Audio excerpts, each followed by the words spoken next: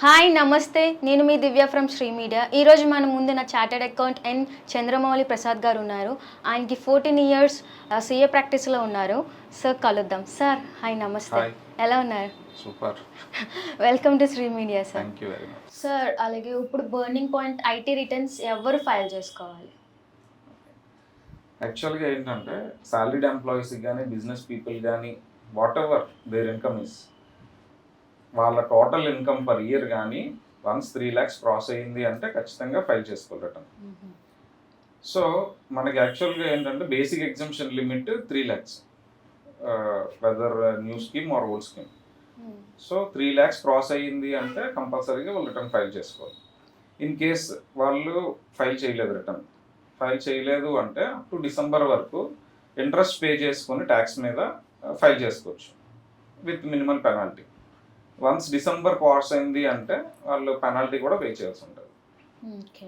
అలాగే salaried employees ఎప్పుడు file చేసుకోవాలి, బిజినెస్ పీపుల్ ఎప్పుడు ఫైల్ చేసుకోవాలంటారు? ఓకే, ఈ సాలరీడ్ ఎంప్లాయీస్కి వచ్చేటప్పటికి 31st July is the last date. Every year financial year April to March అయిపోగానే next July 31st last date. So every person, salaried person July 31st file చేసుకోవాలి. In case of business people 2 types ఉంటాయి, tax audit, non tax audit. Tax ఆడిట్కి వచ్చేటప్పటికి 30th September వరకు time ఉంటుంది. Tax audit people అంటే whose turnover is more than 1 crore.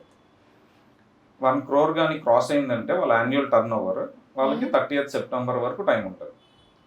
Non tax audit people should file before 31st July. Okay. అలాగే ఇప్పుడు 30K above salaries వస్తాయి కదా, వాళ్ళకి పర్ యానం 3 lakhs అబోవ్ ఉంటుంది. సో వాళ్ళకి ట్యాక్సేషన్ కోసం తెలియదు ఐటీ రిటర్న్స్ ఫైల్ చేయాలని, వాళ్ళకి ఎలాంటి ప్రాబ్లమ్స్ వస్తాయి లైక్ ఫ్యూచర్లో వాళ్ళకి తెలియదు కదా? యాక్చువల్గా అయితే irrespective of nature of business వాళ్ళు కంపల్సరీ ట్యాక్స్ ఫైల్ చేయాలి వన్స్ బేసిక్ ఎగ్జంప్షన్ క్రాస్ అయిందంటే. కానీ ఏంటంటే వాళ్ళకి 87 year రిలీఫ్ ఉంటుంది. ఆ రిలీఫ్ ప్రకారం ఏంటంటే మీకు కరెంట్ ఇయర్ అయితే 7,50,000 వరకు వాళ్ళకి ఎగ్జంప్షన్ ఉంటుంది. బట్ వన్స్ 3 lakh క్రాస్ అయింది అంటే వాళ్ళు ఇన్కమ్ ట్యాక్స్ రిటర్న్ ఫైల్ చేసుకొని ఎగ్జంప్షన్ చూపించుకుంటారు. సో వాళ్ళకి ట్యాక్స్ ఏం పడదు. ట్యాక్స్ లేకుండా just only IT return file చేసుకుంటే సరిపోద్ది వాళ్ళు. ఇన్ కేస్ ఫైల్ చేయలేదు అంటే ఓన్లీ వాళ్ళకి అప్ టు డిసెంబర్ వరకు 1,000 పెనాల్టీ పడుతుంది. సో చంద్రమౌళి గారు, నాకు తెలిసినంత వరకు 2 రిజమ్స్ ఉన్నట్టు ఐడియా ఉంది, like old one and new one. ఇందులో సాలరీ ఎంప్లాయీస్ కి ఏది బెస్ట్, బిజినెస్ ఎంప్లాయీస్ కి ఏది బెస్ట్? ఇది యాక్చువల్గా ఏంటంటే మనకి ఫైనాన్స్ యాక్ట్ 2023 స్టార్ట్ అయింది. ఎవరైతే రిటర్న్స్ ఫైల్ చేయాలనుకుంటున్నారో వాళ్ళకి గవర్నమెంట్ ఆప్షన్ ఇచ్చింది, whether you can file in old tax regime or new tax regime. So new tax రిజిమ్లోకి వచ్చేటప్పటికి ఏంటంటే స్లాబ్ రేట్స్ మారుతూ ఉంటాయి, తక్కువ ట్యాక్స్ పడుతుంది. ఓల్డ్ ట్యాక్స్ రిజిమ్లో బెస్ట్ ఆప్షన్ ఏంటంటే ATC ఎగ్జంప్షన్స్ వస్తాయి. అంటే life insurance or medical insurance, donations, ఇలాంటివన్నీ కూడా ఓల్డ్ రిజిమ్లో యాక్సెప్ట్ చేస్తాడు. బట్ న్యూ రిజిమ్లో యాక్సెప్ట్ చేయడం, ఓన్లీ స్టాండర్డ్ డిడక్షన్ మాత్రం ఇస్తాడు న్యూ ట్యాక్స్ రిజిమ్లో.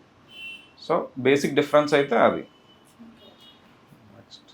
సో అందులో ఒక సాలరీడ్ ఎంప్లాయీస్ ఓల్డ్ రిజిమ్ తీసుకుంటే అది చేంజ్ చేసుకోవచ్చు, అలాగే బిజినెస్ పీపుల్ చేంజ్ చేసుకునేందుకు అవుతుంది అసలు? ఎస్, చేంజ్ చేసుకోవచ్చు వన్స్. యాక్చువల్గా ఏంటంటే ఇప్పుడైతే ప్రజెంట్ ఇయర్లో మీరు న్యూ ట్యాక్స్ రిజిమ్ అన్నది వచ్చేస్తుంది.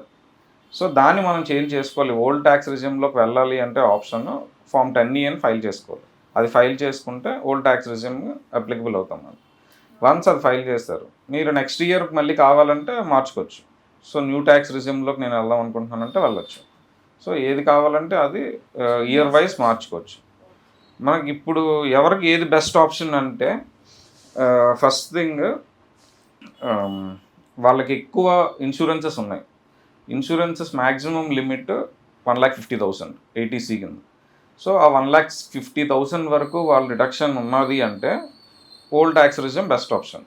ఎందుకంటే న్యూ ట్యాక్స్ రిజిమ్లో వాళ్ళకి ఇవ్వడు డిడక్షన్, ఆ 1,50,000 డిడక్షన్ రాదు.